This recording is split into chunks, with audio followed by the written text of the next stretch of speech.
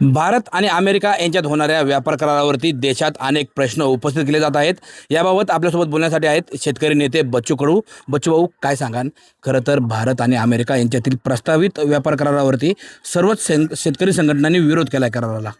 हे खरं तर पहिली गोष्ट आहे का सगळा सोयाबीन, कापूस असेल, मक्का असेल किंवा दूधजन्य पदार्थ आहे, हे सगळे खुली झालेले आहेत. त्याच्यामुळं याचा फटका तर ह्या सगळ्या शेतकऱ्यांना पडणारच आहे. तुम्हाला माहीत आहे 25 लाख गाठी आपण आयात केल्या कापसाच्या आणि 11 ते 12 हजार रुपये जाणारा कापूस शेतकऱ्याला 6 ते 7 हजारात विकावा लागला. आणि या कराराच्या फक्त वार्ता झाल्या तर सोयाबीनचे आणि कापसाचे भाव पुन्हा अधिक पडलेले दिसतं. एकंदरीत प्रत्यक्षात जेव्हा ही सुरुवात होईल तेव्हा त्याचे परिणाम निश्चितच भारतीय शेतकरी तर टिकणार नाही. पहिली गोष्ट तर मला एक म्हणायचं आहे का उत्पादनाची गॅरंटी आम्ही घेतो शेतकरी, पण पिकाला भावाचं जे संरक्षण आहे ते सरकारनं घेतलं पाहिजे. जसं ते अमेरिकेत घेतलं जातं, ज्या पद्धतीनं इतर देशात घेतलं जातं.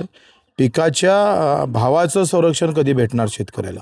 कारण इथं जे काही लढाई आहे ती भावाचीच लढाई आहे, उत्पादनाची लढाई नाही आहे. आणि अमेरिका उत्पादनात पण सरप्लस आहे आणि भावासुद्धा संरक्षण चांगल्या पद्धतीने देतं.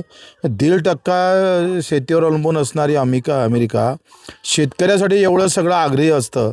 इथं 50 ते 40% आम्ही शेतीवर अवलंबून आहे. आमचं मतदानही जास्त आहे आणि तरीसुद्धा सरकार शेतकऱ्याला का घाबरत नाही, हा पुन्हा इथं प्रश्न आहे. अशा पद्धतीचे करार करून त्याचे जे परिणाम आहे ते ज्या पद्धतीनं सरकार सांगितलं जातं की बाबा आम्ही डायरेक्ट सोयाबीन नाही पण सोया ऑइल घेणार, सोया ढेप आम्ही बनवणार. अर्थात तुम्ही पुन्हा प्रक्रिया करूनच बनवणार, म्हणजे प्रक्रिया उद्योगसुद्धा, रोजगारसुद्धा तिकडेच गेला आणि डायरेक्ट आम्ही पाहतो इथं ऑइल जर आलं तर त्याचाही परिणाम शेतकऱ्यावर पडणारच आहे. एवढे काही मूर्ख नाही आहे लोक का तुम्ही ऑइल बनवलं म्हणजे सोयाबीनवर काही फरक पडणार नाही, एवढी मूर्ख नाही राहिलं. ही एकंदरीत हा सगळा करार मला वाटतं शेतकऱ्याच्या भविष्यावर अवलंबून असतं. अशा करारामध्ये मला वाटतं थोडे विचारात घेतले असते संघटनेचे विरोधी लोकांना, तर मला वाटतं अधिक करार मजबूत झाला असता. पण तिथे मोदीजी कुठं अटकले, म्हणजे इतक्या डाऊन जाऊन आम्ही करार का करतो, हा पहिला प्रश्न आहे.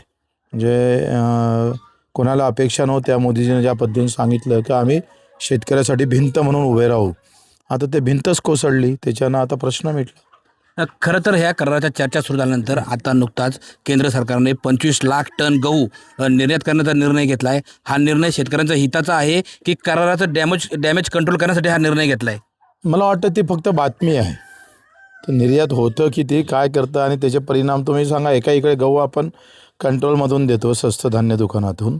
आपण त्या बासमती तांदूळ पण खूप निर्यात करतोय, पण ते भाव कुठं वाढले? प्रश्न काय आहे का या सगळ्या आयात निर्यात धोरणामध्ये भाव स्थिर राहणं फार महत्त्वाचे. आखरी भाव स्थिर राहण्यासाठी आम्ही काय कायदे करतो, आम्ही भूमिका काय घेतो ते महत्त्वाचे आहे ना. तुम्ही साखर आयात केली, निर्यात केली, मान्य आहे, परंतु त्या सगळ्यामध्ये गहू निर्यात करत असताना गव्हाचे भाव वाढले का? तुम्ही असं सांगता का इतका गहू आम्ही निर्यात केल्यानंतर गव्हाचे भाव ह्या पद्धतीनं जाईन म्हणून? ते सांगू शकत नाही.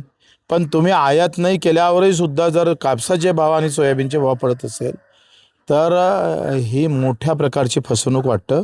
मला एक म्हणतं का याच्यातून एकच सांगायचं आहे का स्वामीनाथननं फार व्यवस्थित सांगितलं होतं का उत्पादनापेक्षा उत्पन्न महत्त्वाचं आहे. आणि जेपर्यंत उत्पन्न वाढत नाही तेपर्यंत उत्पादनाला काही फार जास्त महत्त्व येत नाही.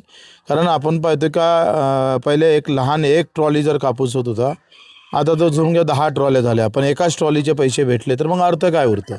अखेर उत्पन्न वाढायच्या सोयीनं आम्ही काय पावलं उचलले ते फार महत्त्वाचं आहे. आणि ते जर सरकार करत नसेल, मग ते काँग्रेसचं सरकार असू दे का भाजपाचं असू दे, यांना शेतकऱ्याला मारूनच मला तर वाटतंय का मला शेतकऱ्याला असं म्हणायचं आहे का तुम्ही धर्म जिवंत ठेवण्यामध्ये सुद्धा स्वतः मातीत जाऊन धर्म जिवंत ठेवण्याचं काम शेतकऱ्यानं केलं.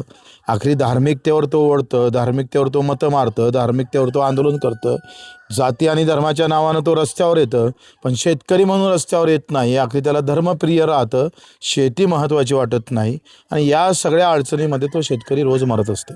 धन्यवाद. खरं तर हा व्यापार करार भारत अमेरिका व्यापार करार करत असताना शेतकरी प्रतिनिधींचं म्हणणं विचारात घेणं गरजेचं असून कोणताही करार करा मात्र शेतीमालाचे भाव हे स्थिर राहिले पाहिजे अशी अपेक्षा या ठिकाणी शेतकरी नेते बच्चू कडू यांनी व्यक्त केली आहे. सचिन तोडकर, न्यूज 18 मराठी, मंचर, पुणे.